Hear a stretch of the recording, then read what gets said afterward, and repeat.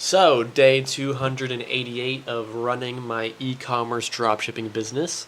Skipped basically a full week almost of filming just because the whole tariff news and how it's affected the store has been absolutely terrible, to be honest. So, I had to take the week to figure things out and see what I'm going to do, make a plan and all that stuff, and really making videos is not my top priority, okay? Just being real. So, spent the week planning, figuring out what the strategy is going to be moving forward, and I did so much stuff to try to figure out, what I'm going to do, because the issue is, I had about 100 orders that got stuck at the U.S. border, and they basically were demanding money for me to deliver it to the customers. Just a whole ordeal, and basically had to figure out how I'm going to profitably run this business still, because 145% tariff on a $160 item, it's tough, and it's impossible to make a profit at that, right? So, just been an absolute headache trying to figure out how to manage that, because I also had customers that were complaining, asking where their order is, and so I had to deal with that on top of it and basically make up excuses so that I could delay it a little bit more to get it into the U.S., which sucked as well. So basically, here's what happened. Here's what we did. I was able to work out a deal with the factory to basically cover 50% of the tariff fees that were at the U.S. border. The reason for this is because the main reason we had all those orders and they were not priced accordingly to be profitable is because the factory gave us a quote of how much it would cost, and we priced based off that quote, right? I told them to plan for the tariff and all that stuff, but right when it got to the U.S. border, it's like, nope, it's actually $150 to $250 extra, right? So they kind of screwed us there, the factory, since they didn't really plan things well. They kind of just winged it and hoped for the best. So they covered 50% of that, which helped a lot. I basically had to pay the 50%. We got all those orders into customs and delivering to the customers, which is great. And then all of a sudden, the factory decided to stop responding, right? They just basically went ghost for days. And we have another like 40 orders that need to be produced. I need payment links for them. I need new payment quotes for them so I know what the new costs are. And they just went ghost. On top of that, I raised my prices by like 145% to cover the tariff and still make the same amount of profit. And what happened was sales literally went to zero. We went from 5 to 6 sales like you saw last week to 0 to 2 sales a day. Some days 0, some days 2, some days were refunds, right? Because someone would order the day previous and then want a refund the next day. So the price increase absolutely destroyed the conversion rate, and nobody wants to buy at this current price that I have to sell at with this current factory in order to, make a profit, which it sucks. So I have found that kind of a good price for this product I have to sell it is at around $350 for one option, for one bundle, and the other bundle is $470. People were buying at that price, right? With the tariff, I had to raise the first bundle to $470 and the second bundle to $680, and nobody wants to pay that. Even though like the value's there, and they would have to pay way more to get, like, in order to get what we're doing, like locally, they'd have to pay like $2,000, $3,000, $4,000, right? But the thing is people online don't have that kind of money, and that $2,000 to $3,000 option is not even on their radar. They're just looking at our product and they're like, wow, that's way too expensive. So I've been brainstorming and figuring out day in, day out, hours every day trying to figure out how I can bring the price back to where it was and still make a profit. Because I can't do it currently. Like, it's impossible. I'd lose like $100 profit each order with the current tariff and stuff. So I've been trying to figure that out. Talked to a bunch of other factories. I emailed a bunch of Indian factories in India because India doesn't have such a high tariff. I was talking to one factory and they basically stopped responding after a while. I talked to a U.S. factory and that's out the window. You want to know what's funny? I talked to this U.S. factory and they basically laughed at me when I said that I get my costs, my old costs for my product was like $150. They basically laughed at me and they were like, there's absolutely no way we could even get close to that. Not even remotely close.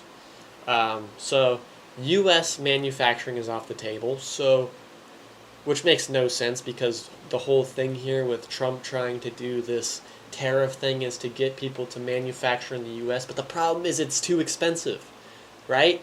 You have to pay someone, $40, $30 an hour here in the U.S. to do the manufacturing, and nobody wants to do it because everybody in the U.S. wants to be TikTokers and work online and stuff like that. No one wants to work in a factory. So the people that do, they get paid even more. And it's impossible to make a profit with U.S. manufacturing, right? Unless you have your own warehouse or whatever and you can manage the manufacturing yourself. Like if you're manufacturing yourself, then probably you could. And that's what most of my competitors, one competitor is doing. But it's just been an absolute nightmare of a mess we have here. I'm sure all of my other competitors that do drop shipping and all that are all struggling too. So I just need to figure out what the path is so that I can continue. Because, it's not impossible to do drop shipping and e-commerce still, but this is definitely a roadblock that needs to be figured out. Half of me, I'm like kind of planning two routes. Like the route, if let's just say this whole tariff thing is just to manipulate the market and it's going to go away after a while, who knows. Have a route for that where basically I could just continue what I was doing. But the other option, I need to make a plan for, like, what if this tariff doesn't go away, right? I can't just sit here and wait for it and hope that it goes away and keep spending money every single day. I have to be proactive and I have to solve the issue. So the only way I have seen to be able to solve this issue is if I get manufacturing or a factory that already works on my product and they are in India, Vietnam, or other places like that, that will work. All the Indian factories have basically stopped responding. I don't know why. Some don't respond. Others take forever. I had one factory in India that was like, yeah, this looks great. We could probably definitely do this, blah, blah, blah, blah, blah. And, I was talking with them, and all of a sudden they just stopped responding. So finding a new factory that isn't in China. The second option is raising my prices, which I've already found does not work. I cannot raise my prices and still convert at that price point. It's just not possible.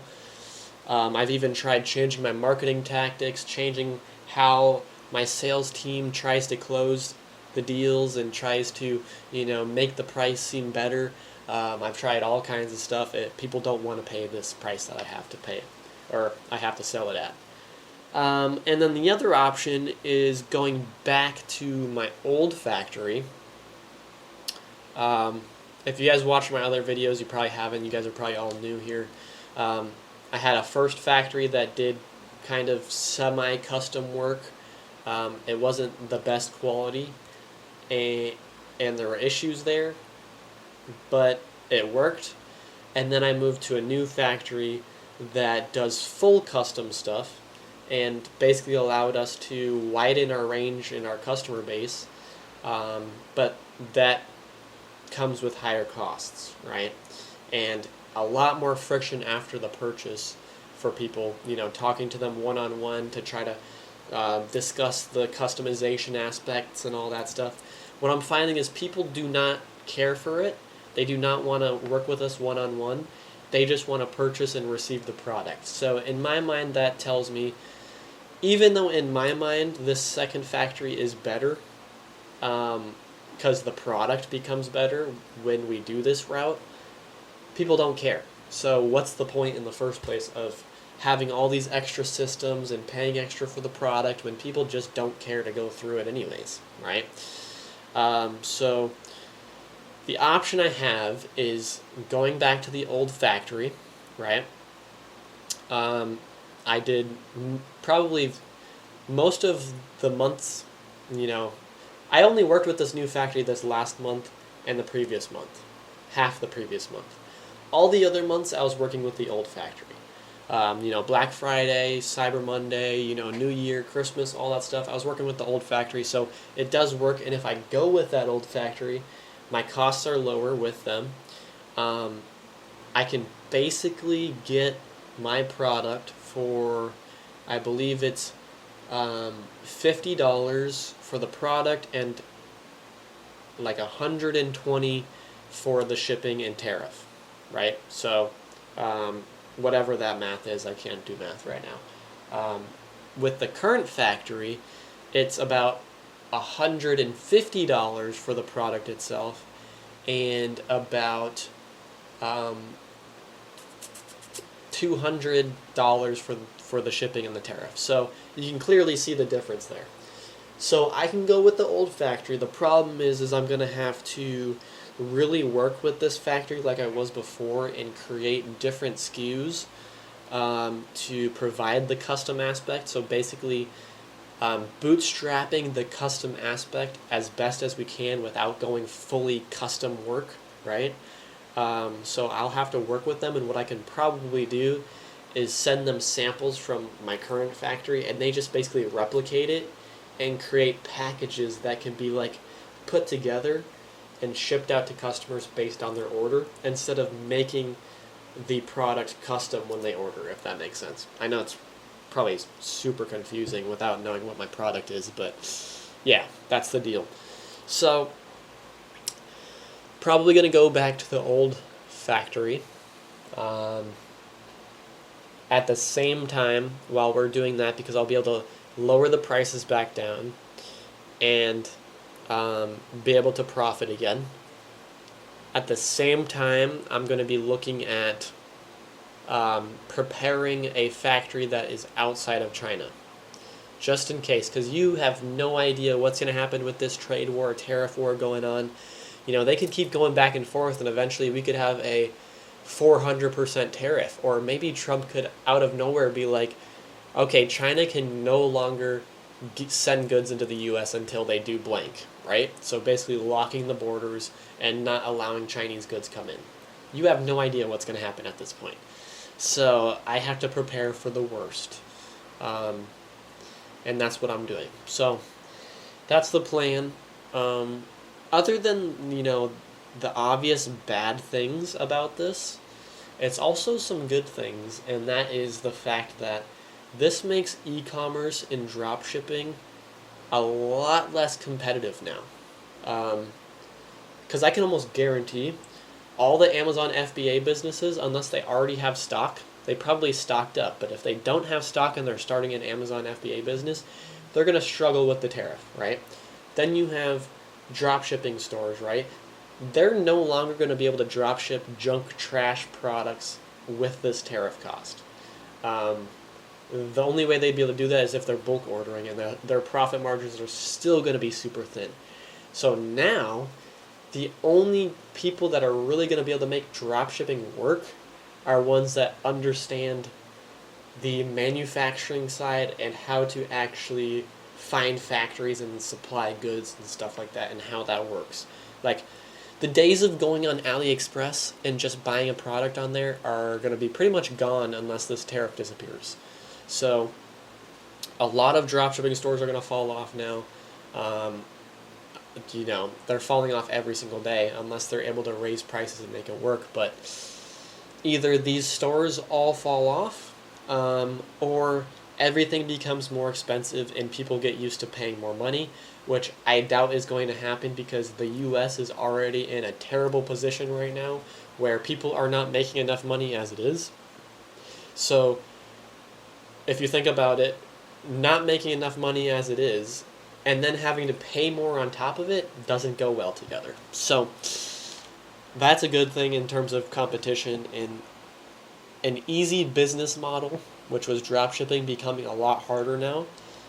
Yes, it sucks for beginners because it's harder now, but it's a great thing because people aren't going to do it now, right? There's going to be a lot less competition, which is going to be huge. So that's the update. It's been a little bit longer of an update, but there was a lot of stuff to talk about. But yeah, this is the things that you go through with e-commerce and shipping physical products. Like, if I could find a way to build a digital product business or a SaaS business or something like that, where I could just sell something digitally, I'd much rather do that than shipping products and having to deal with that. But I have this business right now. I'm not going to quit on it, and I'm going to figure it out. So that's the video.